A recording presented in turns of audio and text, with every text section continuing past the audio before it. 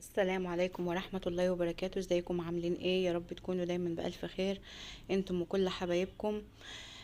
نبدأ الفيديو بتاعنا علشان ان شاء الله يكون خفيف كده على قلوبكم بالصلاة على سيدنا الحبيب. اللهم صلي وسلم وبارك على سيدنا محمد وعلى آله وصحبه وسلم. زي ما انتم شايفين معايا كده ابتديتها بقى لميت البطانيتين اللي انا كنت غسلاهم وطبقتهم ودخلتهم جوه. طبعا انا كنت شلت الكفرات اللي هي فوق بتاعه الشلت دي، لكن طبعا زي ما انتم شايفين كده لقيت اللي هم الكفرات اللي جوه على السفنج نفسه ما همش نضاف خالص. طب قلت طيب هو مثلا انا هغسل اللي فوق، وطالما اللي فوق اللي تحت دول وسخين بالشكل ده فما ينفعش احط نضيف على وسخ. فقلت بقى لازم يتغسلوا. فطبعا زي ما انتم شايفين كانوا مبقعين، فطبعا هنقعهم الاول وبعد كده هسيبهم شويه وبعد كده ادخلهم بقى في الغساله واحط لهم شويه كلور. زي ما انتم شايفين معايا كده طبعا كانوا متخيطين. يعني انا بجد يعني مستتقله ان انا وانا بركبهم هعمل ايه بصراحه، مش عارفه، لان طبعا هياخدوا مجهود كبير وانا بخيطهم. فالله المستعان. فهنبدأ ونقول اللهم لا سهل إلا ما جعلته سهلا، علشان إن شاء الله كل حاجة تبقى سهلة علينا بمشيئة الرحمن. طبعا أنا شلت الكفرات بتاعت الكنبة دي، وطبعا مع نفسي كده بقى شلت كل اللي على الركن. اللهم صل وسلم وبارك على سيدنا محمد وعلى آله وصحبه وسلم. زي ما انتم شايفين معايا كده مش نضاف خالص خالص خالص، فالله المستعان. هما طبعا مش هينضفوا قوي او هيرجعوا بيض، يعني زي ما هما كده، بس على قد ما اقدر هنضفهم يعني. طبعا اللي انا حطيتها دي خلطة من اللي انا عاملاها، وهحط شوية ده كلوروكس جل. حطيت برضو شوية كده، وما حطيتش لا اوكسي ولا حطيت اي حاجه. زي ما انتم شايفين معايا كده وما شاء الله اللهم بارك، بالميه بترغي زي ما انتم شايفين كده. هنقعهم طبعا. زي ما انتم شايفين في الميه حطيت بس الخلطه اللي انا عاملاها. ان شاء الله هنزلها لكم الفيديو اللي جاي او اللي بعديه.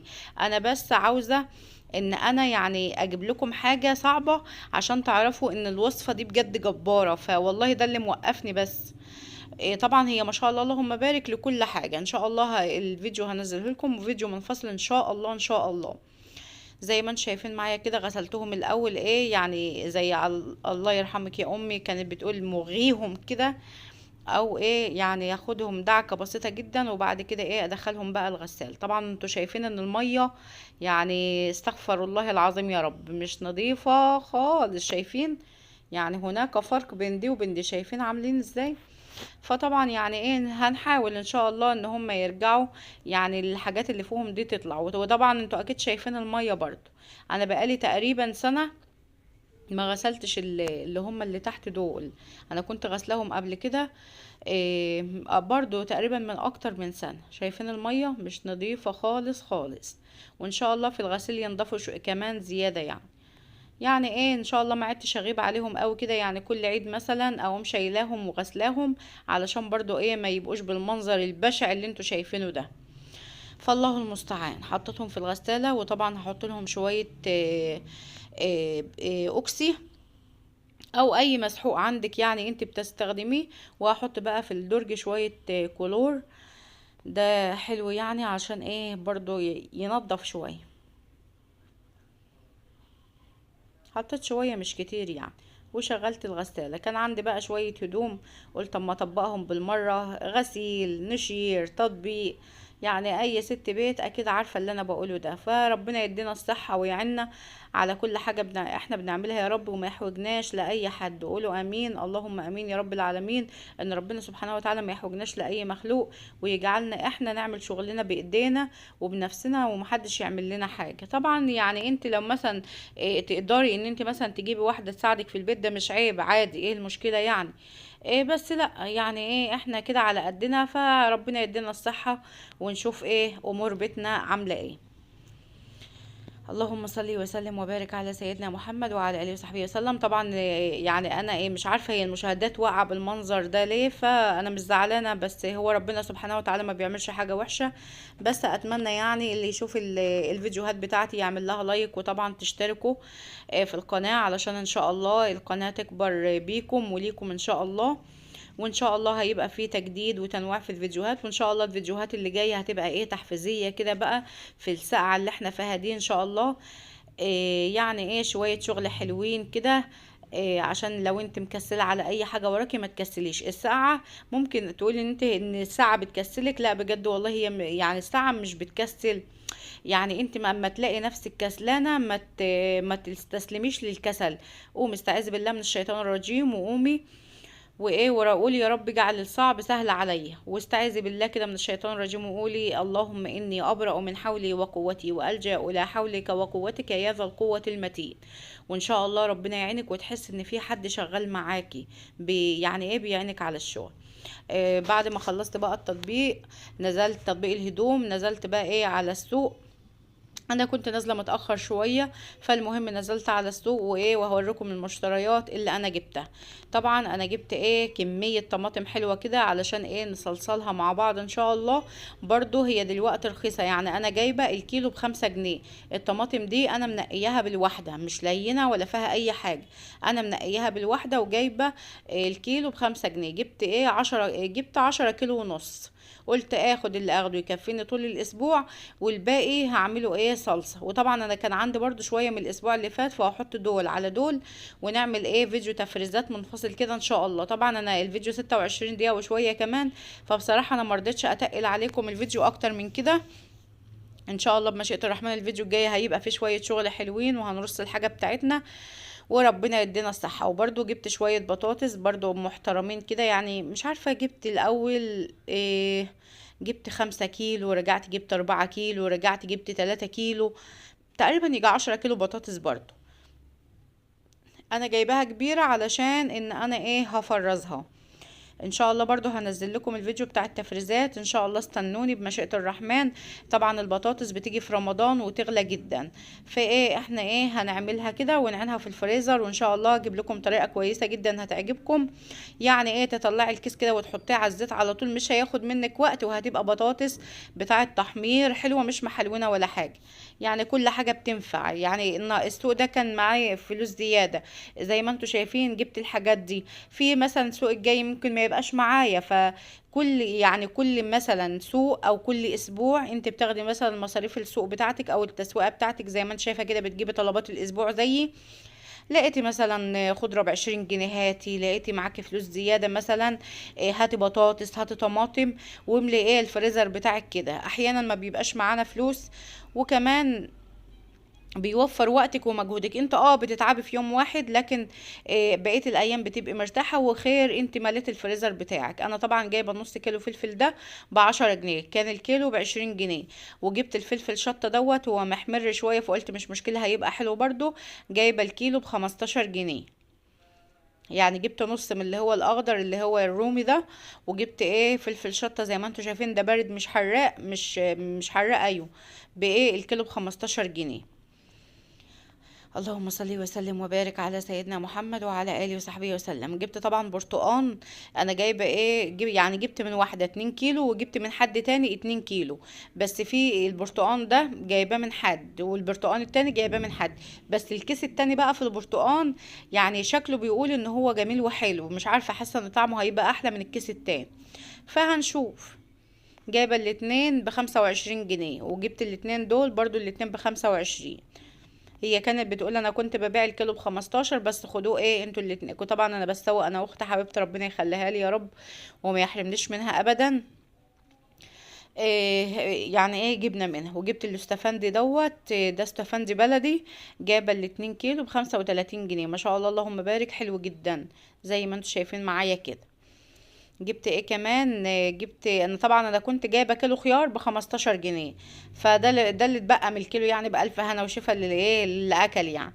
جبت الكيلو الخيار ب15 جنيه. وجبت كمان نص كيلو فريك ب35 جنيه. الكيلو كان عامل 70 جنيه. جبت النص كيلو دوت قلت إيه اعمله على البوتاجاز زي ما شفتوه في الفيديو اللي فات. اللي ما شافوش يشوفوا بقى، علشان الكفتة كانت حلوة جدا. طبعا انا كنت عاملة كفتة بفريك، كفتة فريك، فاتفرجوا على الفيديو للي ما اتفرجش عليه. جبت النص كيلو فريك ده بكام ب35 جنيه. وجبت كمان 2 كيلو وربع موز ب50 جنيه. الكيلو كان ايه مش عارفة هو حسبه ب22.5 تقريبا، مش عارفة هو حسبه ازاي بصراحة. بس هما اداني دول يعني بايه ب50 جنيه. وجبت كيلو فراولة برضو ما شاء الله الولاد اكلوا منه. جبت الكيلو الفراولة ب40 جنيه. قلت ايه هي الفراولة ما شاء الله فوائدها حلوة جدا، وبرضو ان شاء الله اما ترخص شوية بقى نجيب لنا شوية كده ايه ونفرزهم نبقى نشربهم في الصيف. جبت كرومبتين. الكرومبايه زي ما انتم شايفين ما شاء الله اللهم بارك مهوية. الكرومبايه اللي هي البطة المدورة دي تجيبيها، والكرومبايه المهوية دي بتطلع لك احلى ورق. ما تجيبيش اللي هي الجامده، هات اللي هي المهويه زي اللي انت شايفاها دي. جايبه الكرومبايه دي ب15 جنيه، وجبت كمان واحده برضو ب15 جنيه. يعني الكرومبتين عاملين 30 جنيه. اللهم صل وسلم وبارك على سيدنا محمد وعلى اله وصحبه وسلم. طبعا انا جبت شويه خضره محترمين كده. الست ايه لقيتها لما لقيتهم كتير، طبعا انا جايبه خضره ب25. وجبت برضو ربطتين بصل او 3 ربط كانوا اخر 3 ربط معاها صغننين كده ب10 جنيه. وجبت ربطتين سبانخ اللي هما المفروض 3 ربط ب10 جنيه، بس انا ما لقيتش معاها الاتنين. قالت الاسبوع الجاي ان شاء الله يبقى خدي لك واحده، يبقى لك عندي ايه ربطه سبانخ. قلت لها ماشي ما فيش مشكله. انا بجيب من الست دي على طول يعني، ما بجيبش من حد تاني. وزي ما انتم شايفين الخضره طبعا بتنفع. هي دلوقتي ال3 ربط ب5، بس ال3 ربط كبار. يعني الربطه تعمل لها ربطتين. المهم جبتها وان شاء الله هنفرزها مع بعض. عملت محشي، طبعا هي للمحاشي. يعني ايه هتلاقيها جاهزة في الفريزر عندي كده، لان بصراحة غسيلها وتقطيعها بيبقى موال. فايه تبقى جاهزة عندنا كده وتبقى جميلة جدا. إيه وكمان جوزي كان جايب ال2 كيلو بصل دول. انا عندي بصل بس لقيته جايب لي ايه ال2 كيلو بصل دول، جايب ال2 كيلو دول ب30 جنيه. ايه قلت مش مشكلة ايه اجيب عليهم كمان شوية بصل وافرزهم برضو، لانه ايه بينجز معاكي وقت. وان شاء الله اما البصل الابيض يطلع، انا نفسي بس اشوف البصل الابيض لان انا بحبه في الطبيخ جدا جدا جدا. ان شاء الله اما يطلع في السوق هبقى اجيب شوية برضو. وايه ونعملهم. بعمل ايه دلوقتي هنطبخ بقى لحمة مع بعض كده. حطيت حتة قطعة زبدة صغيرة وحطيت اللحمة، وهشوحها شوية بقى مع ايه 7 بهارات. مع فلفل اسود، مع سكة كمون، مع ايه اللهم صل وسلم وبارك على سيدنا محمد سكة قرفة برضو. حطيت لها البصلية قطعتها زي ما انتم شايفين.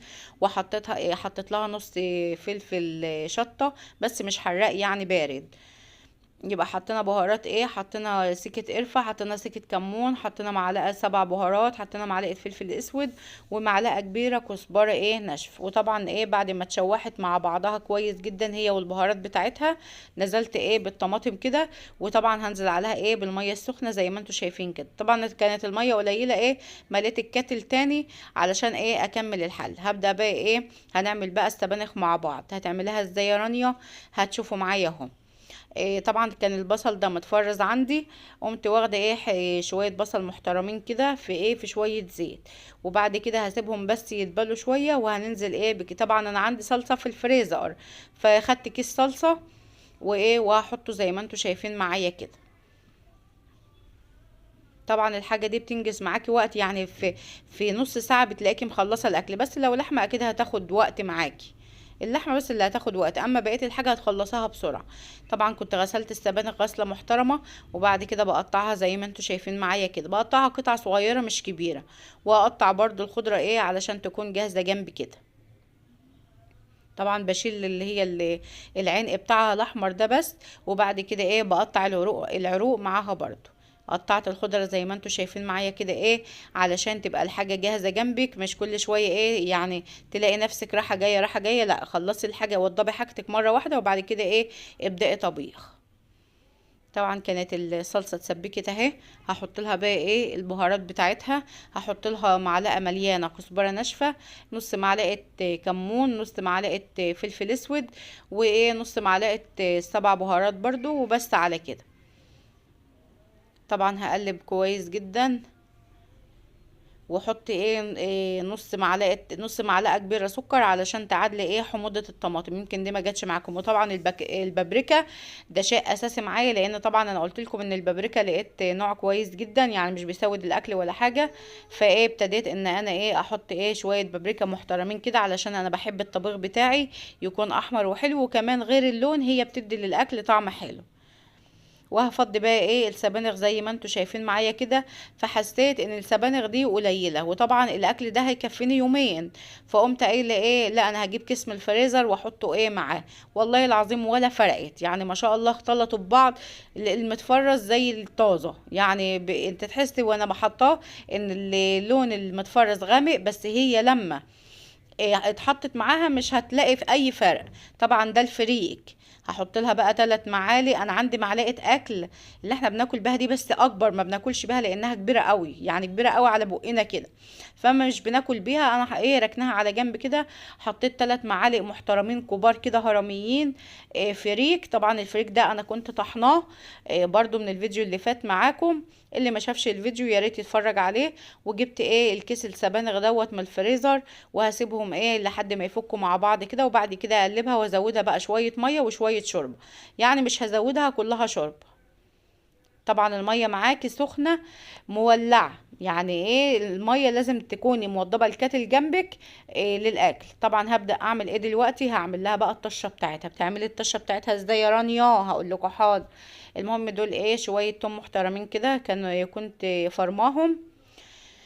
طبعا هسيبه ان هو اللون يحمر، وهحط له معلقه صغيره مليانه كزبره ناشفه. وبعد كده هنزل بالخضره، بربطه الخضره اللي انا قطعتها معاكم زي ما انتوا شايفين معايا كده. طبعا انا مش هسيبها ان هي تنشف يعني ايه تخرفش، لا انا عايزاها بس تدوب شويه وتستوي شويه مع التوميه. وبعد كده هنزل بها ايه على السبانخ. طبعا انا مسرعه الفيديو كده لانه كان حاجه 36 دقيقه. فالمهم زودت شوربه، وزي ما انتوا شايفين غلوه واحده. وبعد كده ايه هقوم حاطه لها الملح بتاعها ومطفيه عليها على طول. طبعا اكيد حطيت الملح. وكانت اللحمه هيت خلاص انا طفيت عليها، وحطيت لها بحط لها الملح اهوت. اللهم صل وسلم وبارك على سيدنا محمد. وخلاص كده ايه الاكل بتاعنا جهز. طبعا انا كنت عملت رز بشعريه، بس ايه انا عملته معاكم كتير جدا، فقلت ايه مش مشكله اعمل معاهم رز بشعريه المره دي.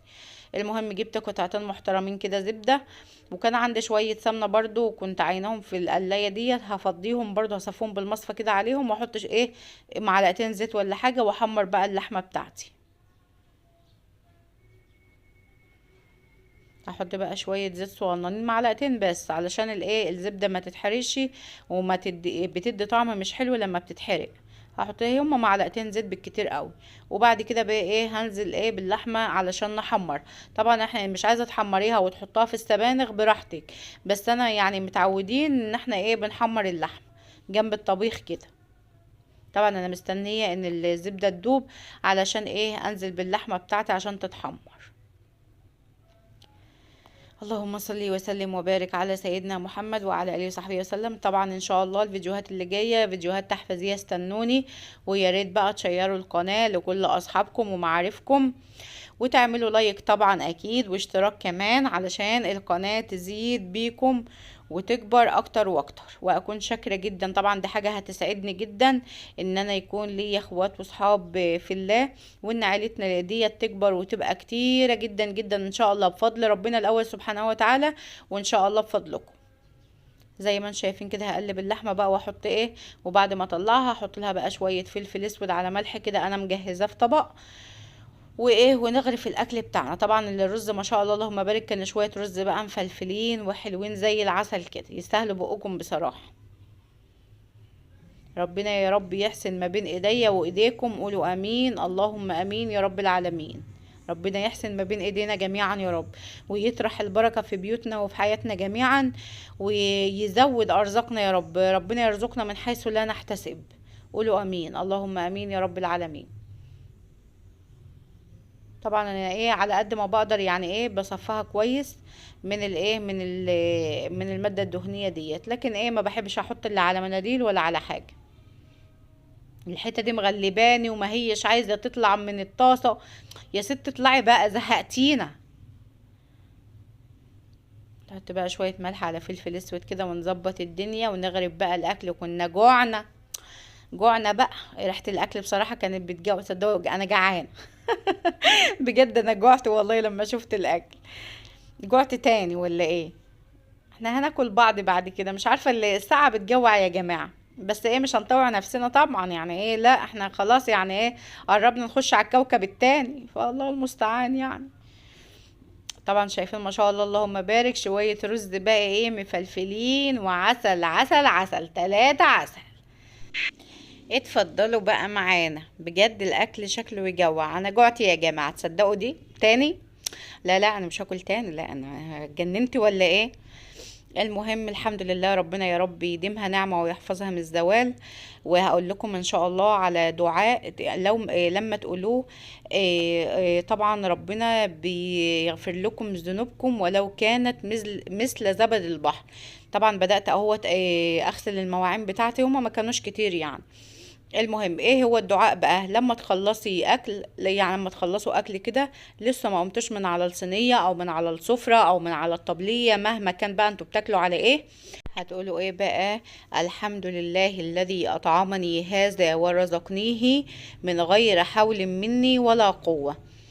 هتقولوا ايه؟ هقول لكم الدعاء اهو كمان مرة. الحمد لله الذي اطعمني هذا ورزقنيه من غير حول مني ولا قوة. بيقولوا ان اللي بيقول هذا الدعاء بعد ما يخلص اكل، ربنا سبحانه وتعالى بيغفر له ذنوبه ولو كانت مثل زبد البحر. يا رب يجعلني افيدكم. وطبعا برضو في التعليقات لو في اي حاجه يا ريت تكتبوا لي تعليقات، لان بصراحه مفيش تعليقات على الفيديوهات. انا مش زعلانه يا عادي عادي، يعني كل حاجه بتيجي في وقتها بصراحه. اللهم صل وسلم وبارك على سيدنا محمد وعلى صحبه وسلم. طبعا ان شاء الله برضو انا مرضتش ازود في الفيديو 27 دقيقه اهو، ما طلعش 25 ولا حاجه، طلع 27. المهم ايه، مش عايزه ازود اكتر من كده. وان شاء الله بمشيئة الرحمن استنوني بقى الفيديوهات اللي جايه ان شاء الله تحفيزيه وتشجيعيه، وان شاء الله تكون مليانه طاقه ايجابيه. ويا رب انا ما اكونش تقيله على قلبكم، يا رب اكون خفيفه على قلبكم. وطبعا برضو لو وصلتوا معايا لحد هنا يا ريت بقى ما تنسوش اللايك والاشتراك في القناه، علشان ان شاء الله تكبر اكتر واكتر بيكم. وطبعا هيسعدني جدا ان انتوا تشتركوا في القناه وطبعا هنكون اصحاب واخوات في الله. يا رب دايما، واكون خفيفة دايما على قلوبكم يا رب. المهم ايه، انت بقى عملتي ايه النهارده؟ استغفرت النهارده؟ مسكت السبحه بتاعتك استغفرتي؟ حوقلتي؟ صليت على سيدنا النبي؟ اللهم صل وسلم وبارك على سيدنا محمد وعلى اله وصحبه وسلم. ما تعديش يوم من غير ما تستغفري. يعني سبحان الله العلي القدير، بجد الاستغفار له اسرار كتيره جدا جدا.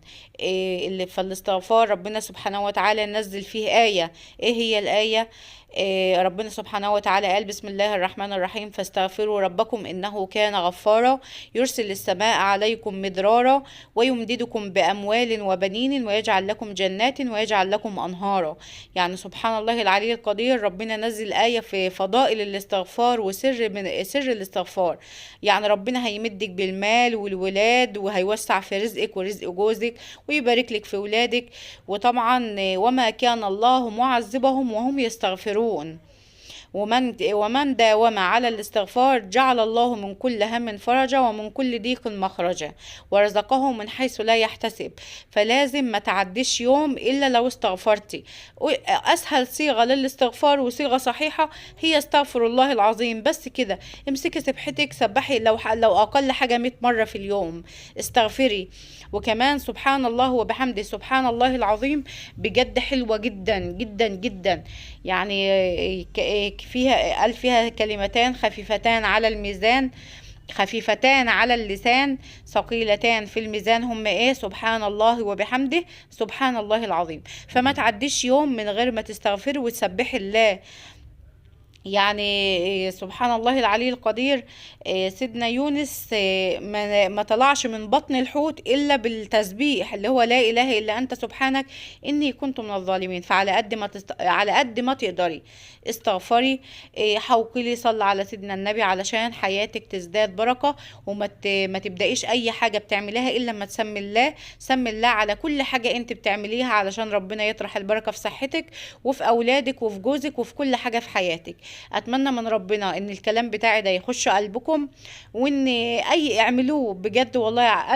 انا ربنا هيسيبني على ان انا بقول لكم، وانت ربنا هيسيبك ان انت بتمسكي سبحتك. او لو حتى السبحه الالكترونيه، سبحي استغفري، ما تعديش يومك كده الا لما تمسكي المصحف اقراي في صفحتين او صفحه على الاقل. استغفري 100 مره، سبحي 100 مره، حوكلي 100 مره. ده كله ربنا يجعله في ميزان حسناتنا يا رب، وربنا يجعلنا من الذاكرين الشاكرين يا رب، اللهم امين يا رب العالمين. اتمنى بجد ان كلامي يكون خفيف عليكم. مش بقول لكم ان وعظ ولا لا والله ابدا، انا والله بأذكركم واذكر نفسي. انا الحمد لله رب العالمين لازم ما يعديش يوم الا اذا استغفرت فيه او سبحت فيه، فالحمد لله دي نعمة كبيرة أوي من ربنا. اتمنى ان كلامي يكون خفيف على قلوبكم، واتمنى ان انتوا تعملوا بيه. وانا كمان والله. وطبعا انا اختكم، يا ريت تعليق بقى بالصلاه على سيدنا الحبيب، او لو حد عنده اقتراح يعني ان هو يفيد القناه، انا مش هتضايق ولا حاجه، بالعكس انا بحب النقد، بس يعني لو حتى نقد، لو تعليق بنقد، بس النقد يكون يعني ايه باحترام وبأدب، لان طبعا مفيش احسن من المعروف، ومفيش احسن من الإحسان للناس. يعني إن أنت بتتكلمي مع الناس بأدب وباحترام، دي حاجة كبيرة جدا. وربنا يجعلنا يا رب من إن احنا ما نأذيش حد، وإن احنا ما نجيش على حد. وصدقوني يعني ابن آدم أيام أيام، وكل يوم بيعدي فهو منه بيتاخد من عمره. يعني هي كترت ولا قللت، هما يومين وهنمشي. فهي الدنيا مش مستاهله ان انت تزعلي حد، ان انت تضايقي حد. والله الدنيا ما هي مستاهله، واقسم بالله العظيم الدنيا ما هي مستاهله ان انت تزعلي حد منك، او ان انت تزعلي على حاجه. ربنا سبحانه وتعالى ما بيجيش الا بالخير، رب الخير لا ياتي الا بالخير.